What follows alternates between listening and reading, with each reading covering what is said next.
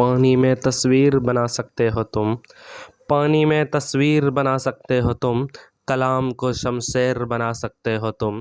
पानी में तस्वीर बना सकते हो तुम, कलाम को शमशेर बना सकते हो तुम। कायर हैं जो तकदीर पे रोते हैं, जैसा चाहो वैसा तकदीर बना सकते हो तुम। स्वागत है दोस्तों आपका इस YouTube चैनल में।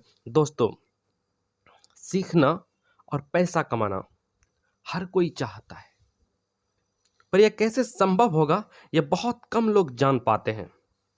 किसी लक्ष्य को प्राप्त करने के लिए हमें जो ज्ञान की आवश्यकता होगी उसका आकलन हम नहीं कर पाते हैं। सफलता पाने के लिए आखिर हमें कितने ज्ञान की जरूरत होगी और उसे हम कहां से प्राप्त कर सकते हैं, इसका आकलन करने में हम असफल हो जाते हैं। हमें वो पथ नहीं मिल पाता, हमें वो रास्ता नहीं मिल पाता जो हमें उस लक्ष्य तक लेकर जाए। दोस्तों, आज मैं आपको एक छोटी सी कहानी के माध्यम से समझाना चाहता हूं। एक शहर में बहुत एक ज्ञानी प्रतापी साधु महाराज आए हुए थे। बहुत से दीन दुखी परेशान लोग उनके पास उनकी कृपा दृष्टि पाने हेतु तो आने लगे थे। ऐसा ही एक दिन एक दीन दुखी गरीब आदमी उनके पास आया और साधु महाराज से बोला, महाराज, मैं बहुत ही गरीब हूं, मेरे ऊपर कर्ज भी है, मैं बहुत परेशान रहता हूं, मुझ पर कुछ उपकार करें। साधु महाराज ने उसकी दशा को देखकर उसको एक चमकीली नीला रंग का पत्थर दिया और कहा, बालक, ये कीमती पत्थर है, ये तुम्हारी पीड़ा को दूर कर देगा। जाओ, इसकी जितनी कीमत लगवा सको लगवा लो और अपनी पीड़ा को दूर कर लो। वह आदमी वहां से खुशी खुशी चला गया और उसे बेचने के इरादे से अपने एक जान पहचान वाले फल विक्रेता के पास गया और उसे उस पत्थर को दिखाकर उसकी कीमत जाननी चाहिए। फल विक्रेता बोला, मुझे लगता है यह नीला शीशा है, महात्मा ने तुम्हें ऐसे ही दे दिया है, यह सुंदर और चमकदार भी दिखता है, तुम मुझे दे दो, इसके बदले में मैं तुम्हें 1000 रुपये दे दूंगा, बस 1000। वो आदमी निराश होकर अपने एक अन्य जान पहचान वाले के पास गया जो कि बर्तनों का व्यापारी था। उसने उस व्यापारी को वही पत्थर दिखाया और उसे बेचने के लिए उनकी कीमत जाननी चाहिए।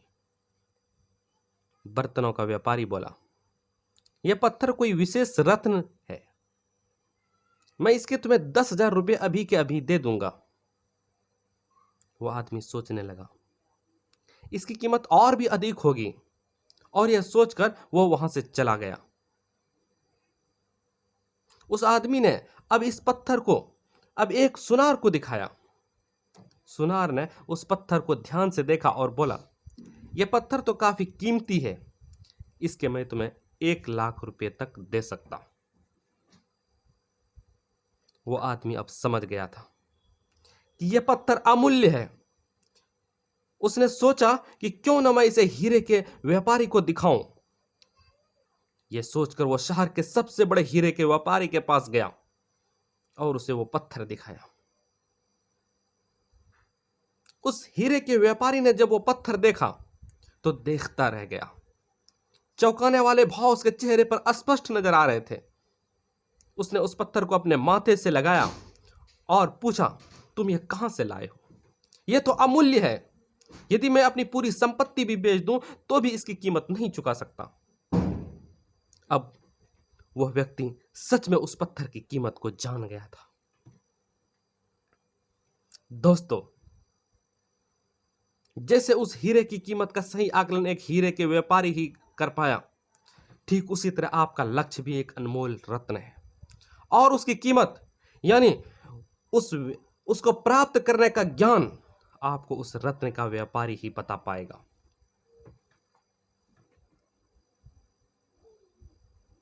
दोस्तों, एक कहावत है, किसी काम को करने की जितनी नीति अच्छी होगी उतनी ही उन्नति भी अच्छी होगी।